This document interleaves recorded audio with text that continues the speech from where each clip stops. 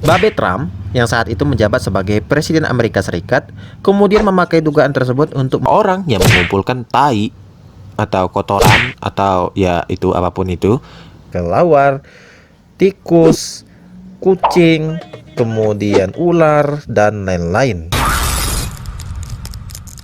Hai Sobat Diang, kuno keberi, semoga baik-baik saja ya. Wadidaw.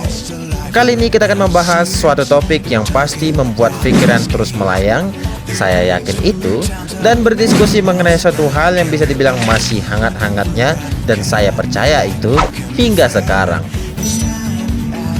Apalagi kalau bukan COVID-19 atau virus corona. Yap, benar sekali Sobat Diang. Zaman sekarang, siapa sih yang nggak tahu apa itu virus corona? Yang berhasil menjangkit di seluruh dunia dimulai pada tahun 2019 hingga tahun 2021.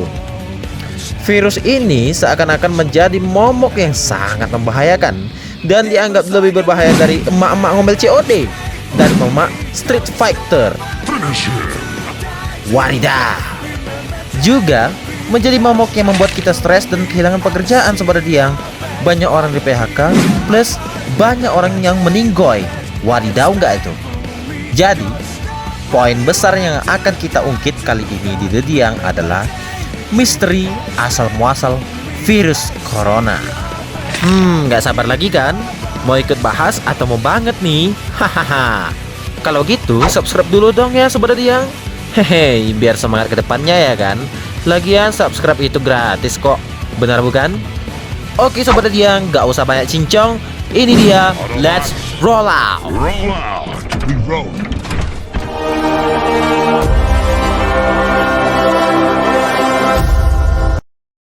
Jadi ini Sobat Diang, virus corona atau Severe Acute Respiratory Syndrome corong ini gimana sih? Severe Acute Respiratory Syndrome Coronavirus 2. Severe Acute Respiratory Syndrome Coronavirus 2. Severe Acute Respiratory Syndrome Coronavirus 2 adalah virus yang menyerang sistem pernapasan. Penyakit karena infeksi virus ini disebut COVID-19. Virus corona bisa menyebabkan gangguan ringan pada sistem pernapasan, infeksi paru-paru yang berat, hingga kematian Sobat Diang. Wadidaw. Ngomong-ngomong nih Sobat Diang, sebagai tambahan, hingga Senin 10 Mei 2021, berdasarkan data Worldometers, total kasus infeksi virus corona di seluruh dunia telah mencapai 158.953.101 kasus. Wow. Dari jumlah ini, sebanyak 3.306.229 orang meninggal dunia atau meninggoy dan 136.409.900 orang dinyatakan pulih. Ayo, masih berani gak pakai masker? Berkaitan dengan sumber dari corona ini, para ilmuwan sepakat virus corona berasal dari kelelawar. Tetapi tak ada yang tahu awal mula virus itu masuk ke tubuh manusia. Ya, pemerintah Tiongkok sempat mengatakan COVID-19 muncul pertama kali di sebuah pasar di Wuhan, Hubei. Di sana banyak diperjualbelikan satwa liar untuk makanan.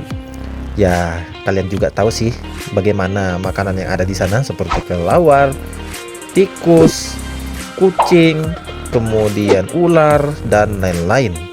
Yang penting makanan yang tidak lazim begitulah. Wuhan dipercaya sebagai pusat wabah bermulanya virus corona. Hal ini berdasarkan data 41 kasus pertama pada Desember 2019 yang 66% memiliki kontak dengan pasar tersebut. Tapi Sobat Diang, ada juga teori yang menyebut kalau virus ini muncul dari kebocoran sebuah laboratorium penelitian di kota tersebut. Namanya Wuhan Institute of Virology. Betul nggak tuh? Gimana?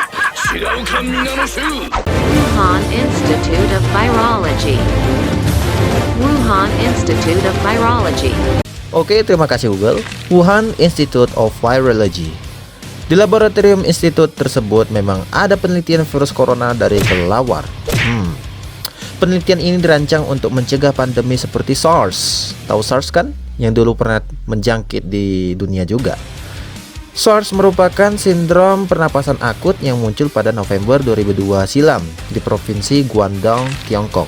Lagi-lagi Tiongkok.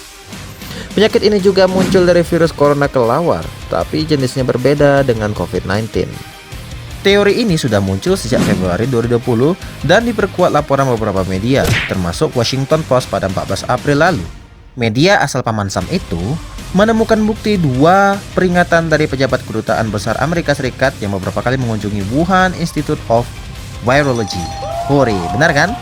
Jadi Sobat Diang, peringatan tersebut muncul 2 tahun sebelum pandemi corona. Wow. Dan menyebutkan fasilitas penelitian di Wuhan tidak menerapkan standar keamanan yang tepat. Plus, di saat bersamaan, para penelitinya melakukan studi berisiko pada virus corona. Waduh.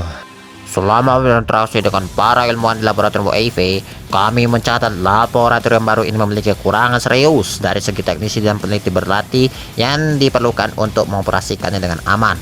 Tulis kabel bertanggal 19 Januari 2018. Nah, di sini nih salah satu bagian terserunya Sobat Diang. Babe Trump yang saat itu menjabat sebagai Presiden Amerika Serikat kemudian memakai dugaan tersebut untuk menyalahkan Cina sebagai penyebab pandemi corona. Ya kalau dipikir-pikir sih bisa jadi karena kan asal muasal virus tersebut dari Cina kan. Teori ini juga sempat dibantah oleh seorang ahli virus di Universitas Columbia, yaitu Angela Rasmussen, yang juga melihat teori kebocoran laboratorium sangatlah tidak mungkin. Dia berkata, virus ini berasal dari kelelawar dalam keadaan yang tidak diketahui, ucapnya dalam bahasa Inggris. Dugaannya bisa jadi dari seseorang yang mengumpulkan tai atau kotoran atau ya itu apapun itu yang berasal dari kelelawar untuk pupuk. Orang yang membersihkan gudang atau menjelajahi gua, apapun bisa jadi pemicunya ketika seorang terpapar hewan tersebut kemudian menyebarkannya ke orang lain. Begitu katanya. Bisa jadi.